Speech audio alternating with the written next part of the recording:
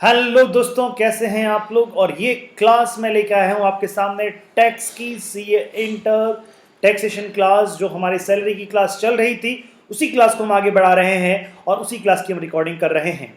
दोस्त, यहाँ पे अगर मैं बात कह दूं आपसे कि मैंने कुछ होमवर्क्स दिए थे आपको, उसमें से जिन जिन लोगों का होमवर्क आया है मैं उनके नाम बता दूं। रिया, अरिहंत, जितेंद्र, सोनी, सुमन, साक्षी, गुंजन, अरुण, वरुण, मोहित, चारू, रितिका एंड दिनेश। इन लोगों के मेरे पास में काम आए हैं, बाकी लोगों के काम मेरे पास में नहीं आए हैं। उसके सुरेंद्र, राहुल, अभिमन्यु, अमन अली, इन लोगों के काम अभी तक मेरे पास में नहीं आए हैं। और प्रभात, वो तीन जो महारथी हैं, जो पबजी के महारथी हैं, प्रभात, अमन चौहान, और अगर मैं बात कहूं तो आई थिंक दिस वन। हाँ जी, कौन है तुम्हारा तीसरा साथी? Yes, mister Bhutra. आप लोग क्या कर रहे हैं? काम भेजिए बॉस, काम भेजिए। शहबाज, शहबाज किधर है बेटा तू? तेरा काम नहीं आया है मेरे पास में। अगर आप काम नहीं करेंगे बेटा तो इतना स्लो चलने के बावजूद अगर आप काम नहीं करेंगे। अच्छा हाँ, यशस्वी का काम भी नहीं है मेरे पास में, शिवानी का काम भी नहीं है, और अंकुल का कुछ काम मेरे पास में आया, कुछ उसका काम बाकी है।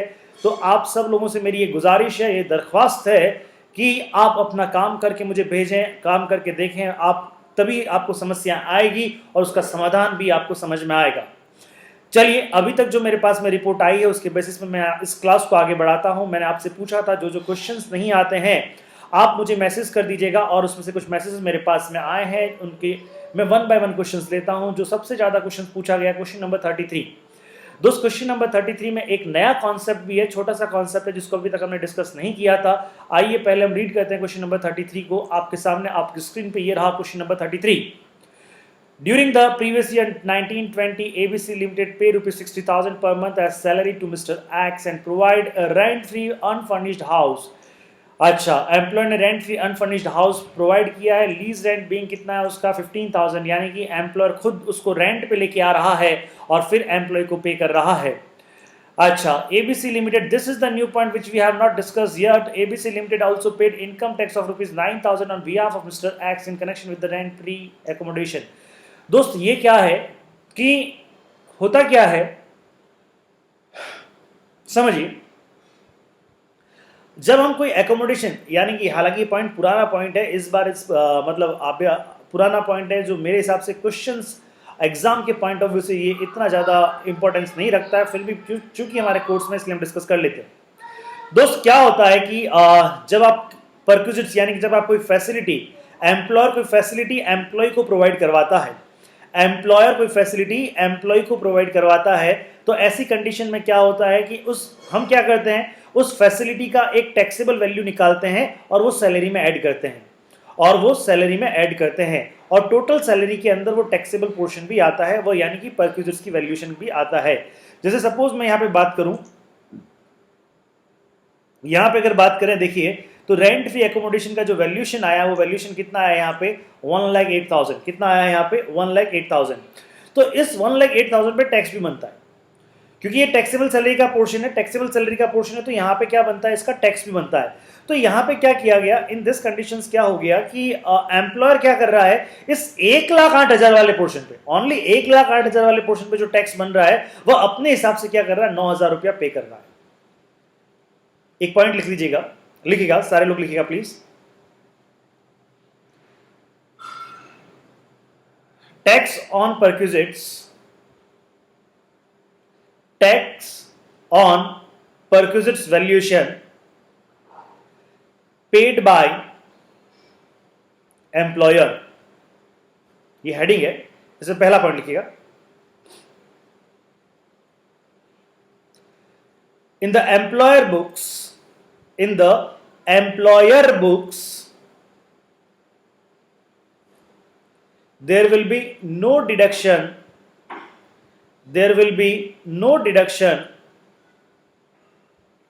of such payment, of such payment in their P&L account, यानी एक तरह से क्या हो गया, एम्प्लॉयर ने, एक तरह से एम्प्लॉयर ने क्या किया था भैया, एम्प्लॉयर ने ये 9,000 रुपया एम्प्लॉय के लिए टैक्स पे किया। यानी एम्प्लॉयर ने अपनी पॉकेट से तो पे कर दिया और उसका बेनिफिट किसको गया, एम्प्लॉय को गया।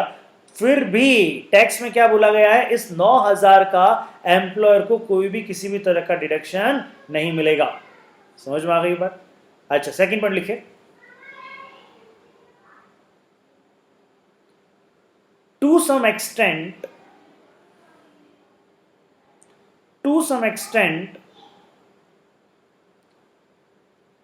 the amount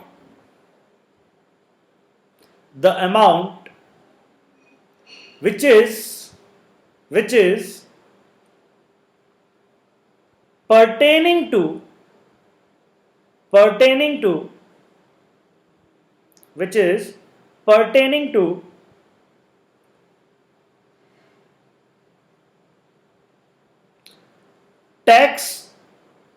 to tax on perquisite valuation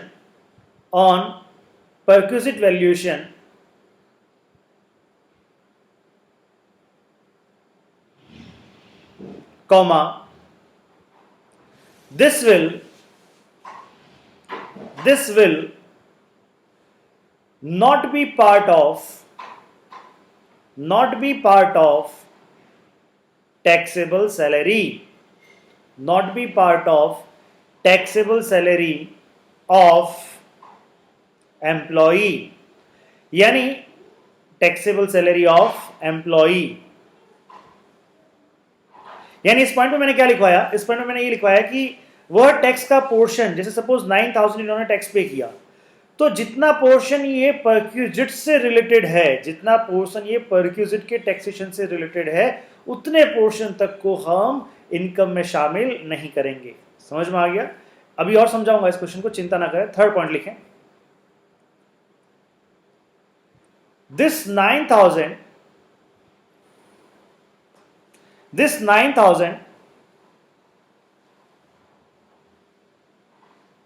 or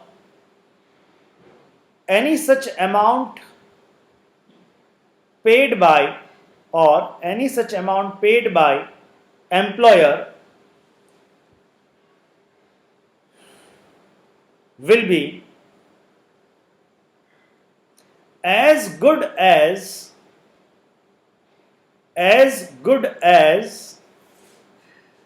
or deemed to be tax paid by employee। यानी क्या करना है आपको, देखिए हम एज फार एज हम एम्प्लॉय, हमारे लिए जो लास्ट के दो कमेंट है, comment number 2 and comment number 3, यह पॉइंट मुद्दे की बात है। तो इसमें क्या करना है अपने को कि पहला पॉइंट क्या करना है, इसको सैलरी में ऐड नहीं करना है, इसको सैलरी में ऐड नहीं करना है। और सेकंड क्या करना है कि जब टोटल टैक्सेबल सैलरी निकाल लेते हो, उसमें जब आप टैक्स पेमेंट निकाल लेते हो, तो उसमें 9,000 रुपया टैक्स ऐसा माना जाएगा ये ऑलरेडी उसने पे कर दिया है। किसने? एम्प्लॉय ने पे कर दिया है, ऑलरेडी एम्प्लॉय ने पे कर दिया है। चलिए देखते हैं थोड़ा सा इसमें। देखिए सैलरी कितनी है यहाँ पे, सॉल्यूशन में देखिएगा सैलरी कितना, 7,20,000, 60,000 इंटू 12 तो कितना आ जाएगा आपका 7,20,000। रेंट फ्री एकोमोडेशन में क्या है भैया, ये कहाँ पे रह रहा है?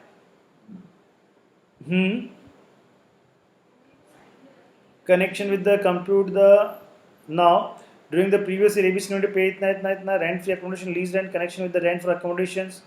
हाँ जी, डिस्कस द, ओके। अब इन्होंने मुझे एक चीज़ बताइए, ये कहाँ पे रह रहा है, क्या यहाँ पे इंपॉर्टेंट है क्या? नहीं साहब, क्यों? क्योंकि यहाँ पे क्या है, लीज रेंट है। लीज रेंट में तो सीधा क्या देखते हैं, 15% ऑफ सैलरी और lease rent paid by which ever is lesser is taxable. तो 15% ऑफ सैलरी में यहाँ पे एक ही चीज़ दे रखी है आपको 7,20,000, तो 7,20,000 का 15%, 7,20,000 का 15% कितना होता है 1,08,000।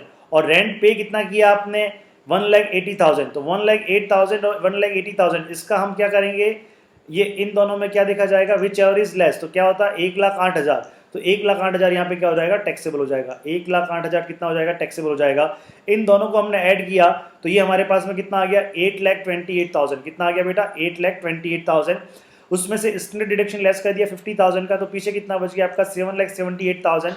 और 7,78,000 पे हमने टैक्सेबल टैक्सेशन निकाला, टैक्स निकाला, तो कितना आया, दैट इज 70,824 और उसमें से हमने टैक्स का पेमेंट कर दिया कितना, यानी 9,000 जो एम्प्लॉयर ने पे किया था, 9,000 जो एम्प्लॉयर ने पे किया था वह as good as tax paid by employee.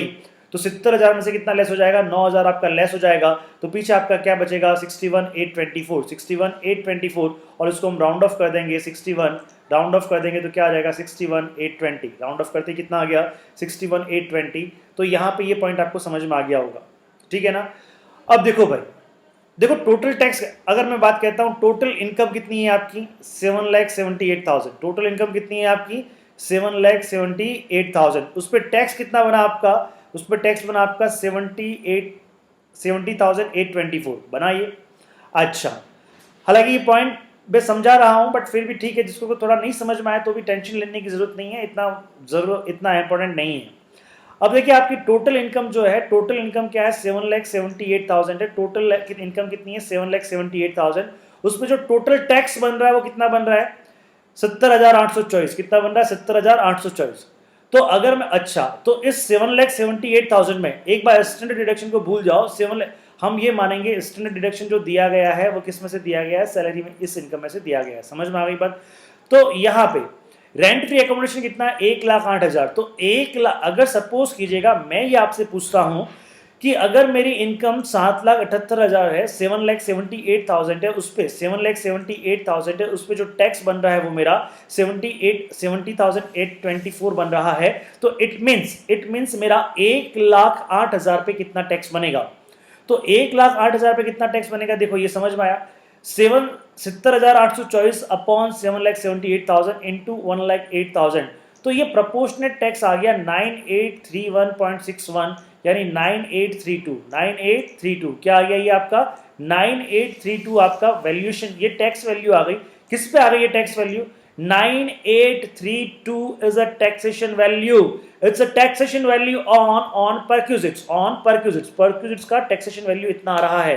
तो अगर एम्प्लॉय इतने रुपए तक का टैक्स पे करता है, एम्प्लॉय इतने रुपए तक का यदि टैक्स पे करता है, तो ऐसी कंडीशन में क्या होगा, ऐसी कंडीशन में एम्प्लॉय अगर इतने रुपए तक का टैक्स पे करता है तो एम्प्लॉयर अगर इतने रुपए तक का टैक्स पे करता है, एम्प्लॉयर अगर एम्प्लॉय के बिहाफ पे 9832 तक टैक्स पे करता है तो वह उसकी इनकम में नहीं आएगा, नहीं आएगा, समझ में आ गई।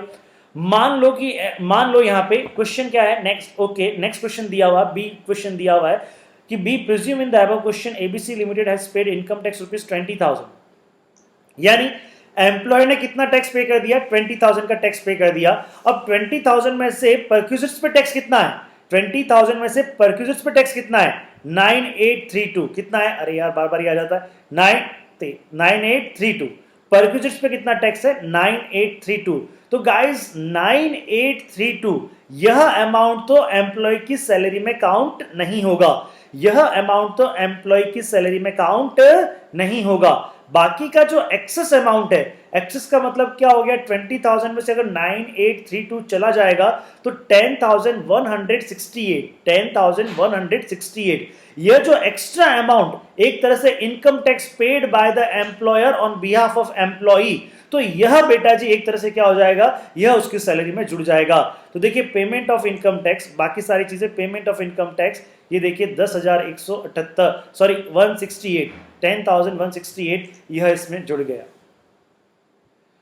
बाकी सब कुछ सेम रहेगा, बाकी इसमें कुछ और डिस्कस करने लायक बात है नहीं। तो ये रहा आपका question number 33। Hope you understood, question number 33 समझ में आ गया होगा और इसका पॉइंट आपने देख लिया होगा। तो मैं क्वेश्चन नंबर 33 पे टिक करता हूं। अब मैं चलता हूं आगे क्वेश्चन नंबर 34 पे।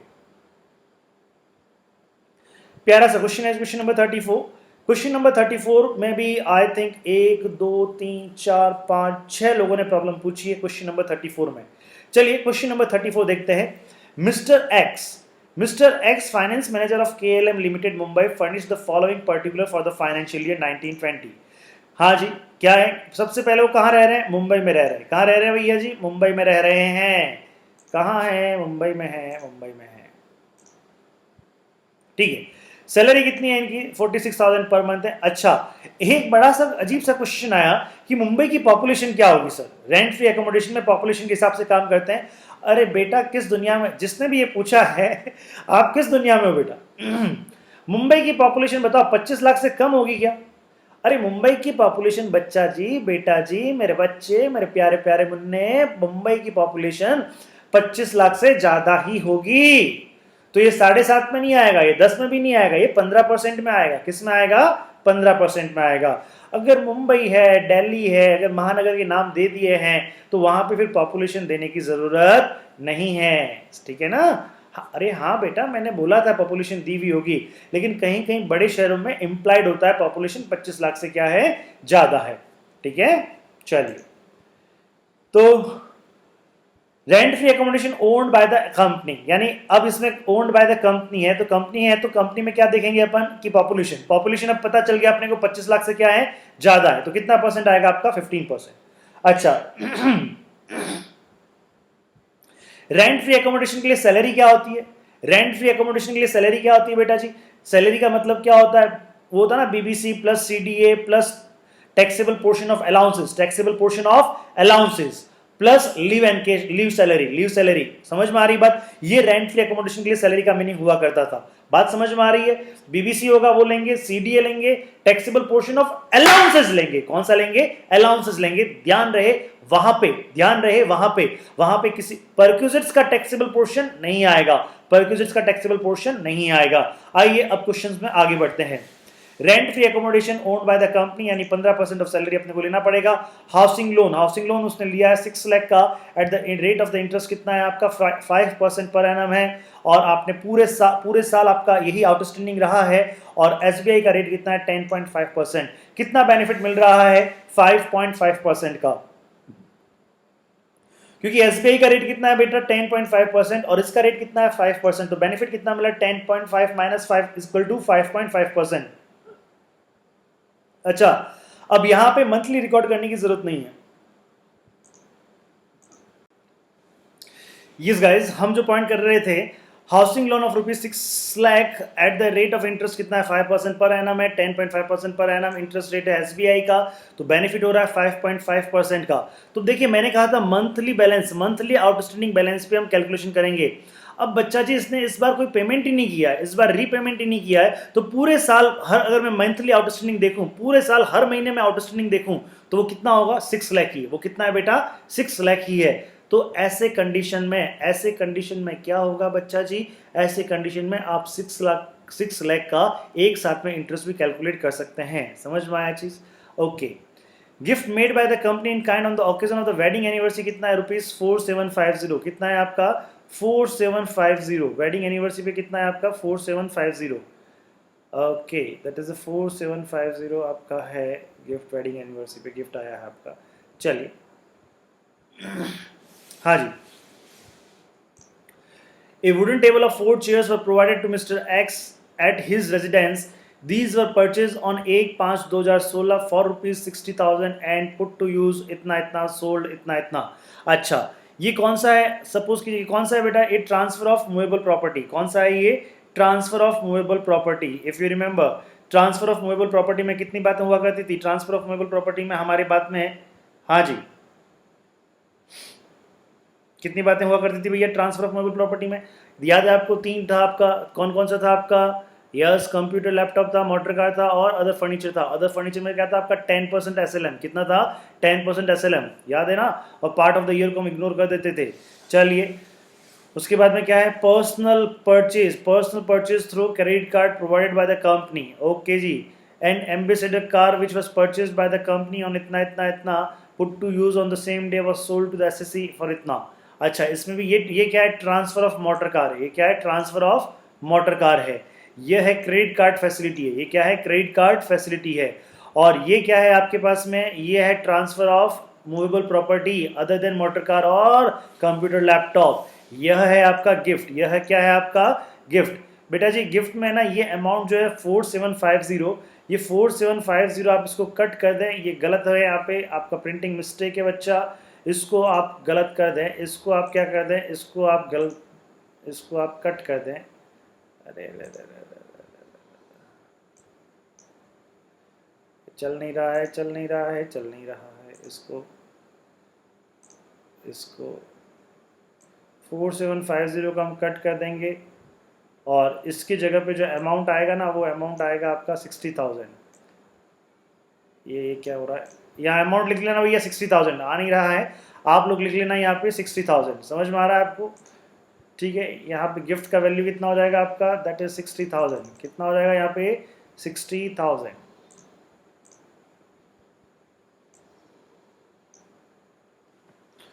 so it comes 60,000। I am trying to note it down but हो नहीं रहा है, इसलिए इट्स ओके, छोड़िएगा, आप लिख दीजिएगा गिफ्ट का अमाउंट है 60,000। चलिए, तो आइए क्वेश्चंस देखते हैं किस तरह से ये होगा। अगर मैं बात करता हूं यहाँ पे पहला तो यहाँ पे देखिए, ये सारे जो है ना, ये सारे यहाँ से लेके यहाँ तक, ये अगर मैं बात कहता हूं दैट इज, अरे यार ये क्या चक्कर बोला है, अगर मैं ये सारी चीज़ें यहाँ से यहाँ तक कहता हूँ, सारी चीज़ें यहाँ से यहाँ तक कहता हूँ, तो ये सारा सारा क्या है, ये सारा सारा परक्यूजिट्स है। क्या है, ये सारा सारा परक्यूजिट्स है। समझ में आ रहा है चीज़? तो ये सारा सारा परक्यूजिट्स है, तो बेटा अब क्या होगा, सारा सारा परक्यूजिट्स में है, परक्यूजिट्स की अगर हम रेंट फ्री एकोमोडेशन की हम सैलरी की बात करेंगे, तो सैलरी की बात करेंगे तो उसमें सिर्फ और सिर्फ कितना आएगा, ये 5,52,000 आएगा। सिर्फ कितना आएगा, ये 5,52,000 आएगा, 5,52,000 आएगा। चलिए सैलरी कितना है, ये सैलरी आपको समझ में आया 5,52,000। रेंट फ्री एकोमोडेशन, आइए चेक करते हैं, 15% ऑफ सैलरी, 15% ऑफ सैलरी यानी कितना, सीधा सीधा 552 का 15%, ओके 82,800, 82,800। समझ में आ रहा है आपको ये? अच्छा, अब इसके अंदर क्या है, अब आपने देखना है, यहां पे देखिएगा, a wooden table and 4 chairs were provided to Mr. X। हाँ जी, a wooden table and 4 chairs were provided to Mr. X at his residence, यानी these were purchased on 1/5/2016 for ₹60,000 and put to use on 1/6/2016 and sold to Mr. X on 1/8/2019। अब ध्यान रहे, अब आप मुझे एक चीज़ बताइए, ये फाइनेंशियल ईयर स्टार्ट कब होता है? ये फाइनेंशियल ईयर बेटा स्टार्ट होता है 1 अप्रैल 2019। 1 अप्रैल 2019 से लेके ये जो 1/8 जुलाई अगस्त, उसके बाद में 1 अगस्त 2019, तो कितना होता है आपके पास में, अप्रैल मई जून जुलाई, अप्रैल मई जून जुलाई, 4 महीने तक इनको यूज किया गया है, 4 महीने तक। यानी फाइनेंशियल ईयर के पहले 4 महीने में ये टेबल कुर्सी मिस्टर एक्स के द्वारा यूज की गई है और 4 महीने के बाद में उसको क्या किया गया है, सेल किया गया है। तो यहाँ पे 2 तरह के आपके पास में फैसिलिटी है। एक तो पहले 4 महीने तो क्या है, यूज ऑफ फर्नीचर यानी furnished accommodation, use of furniture, और उसके 4 महीने के बाद में क्या है, ट्रांसफर ऑफ फर्नीचर। समझ में आ रहा है? यहाँ पे 2 अलग अलग चीजें हैं, इन दोनों की अलग अलग कैलकुलेशन की जाएगी। पहला क्या है बेटा जी, यूज ऑफ फर्नीचर। तो फर्नीचर कितने महीने यूज आया है, 4 महीने यूज आया है, तो 4 महीने का डेप्रिसिएशन। और फर्नीचर के लिए क्या था आपका, 10% per annum of cost, 10% per annum of cost. तो देखो ये परचेज कितने में किया था, ये परचेज किया था 60,000 में। कितने में परचेज किया था, ये रहा 60,000।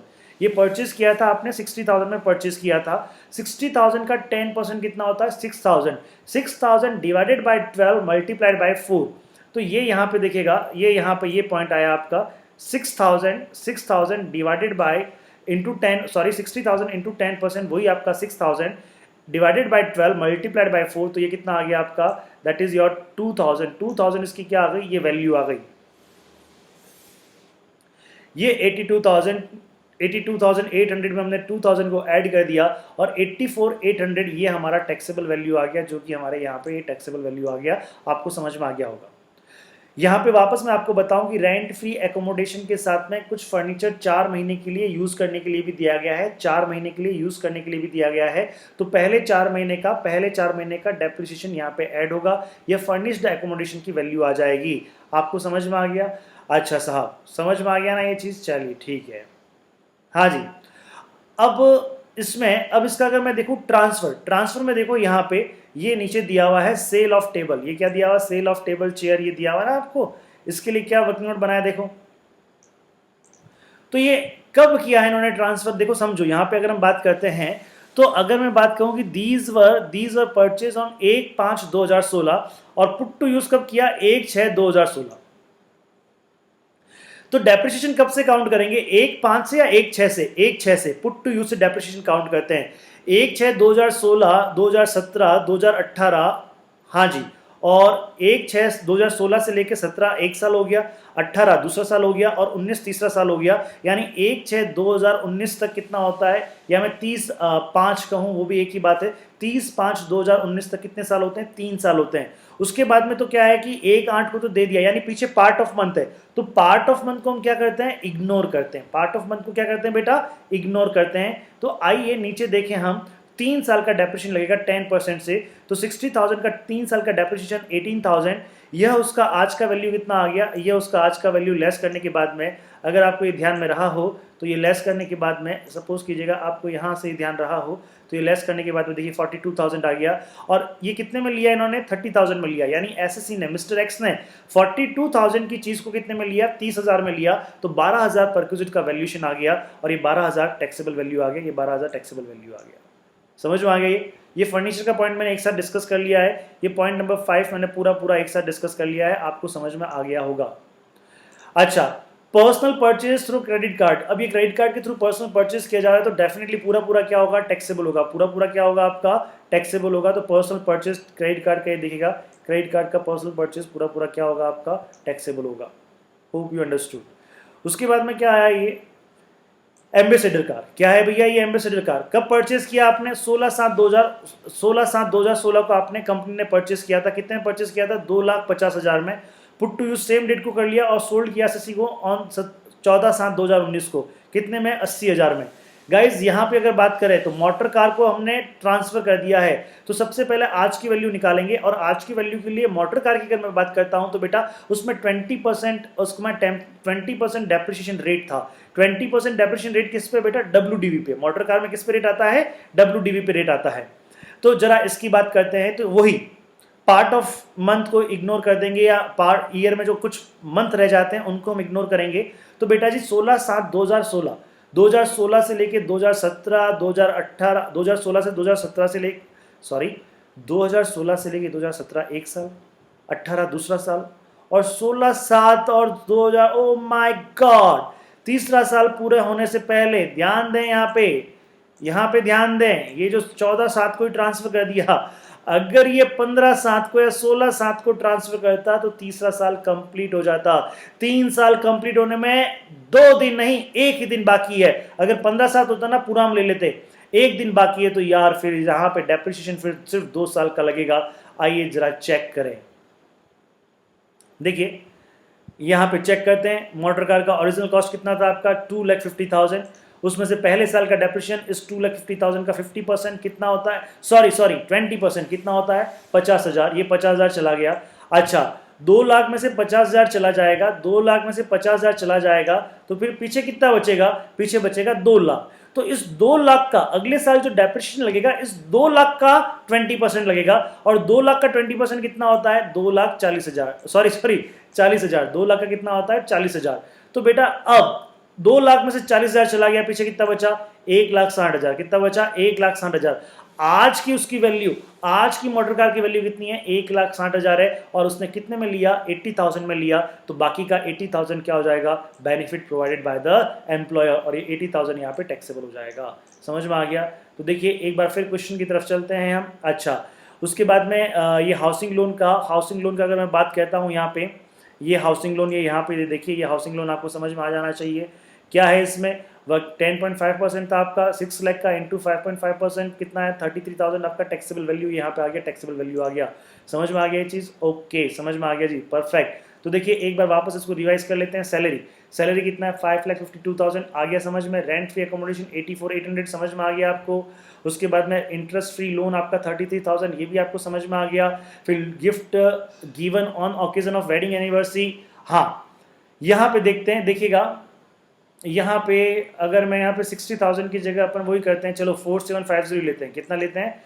4750 लेते हैं। चलो 60,000 नहीं करते हैं, क्योंकि 4750 लेते हैं तो 4750 से क्या हो जाएगा, ये गिफ्ट जो है आपका, ये गिफ्ट क्या है आपका 5000 से कम है, गिफ्ट क्या है आपका 5000 से कम है बेटा, तो 5000 से कम है तो पूरा पूरा क्या हो जाएगा, ये नील हो जाएगा, टैक्सेबल नहीं रहेगा। ये आपको 12000 समझ में आ गया होगा, दैट इज़ ये सारी चीज़ आपको समझ में आ गई है और इस तरह से इसका टैक्सेबल वैल्यू निकल जाता है। Thank you so much.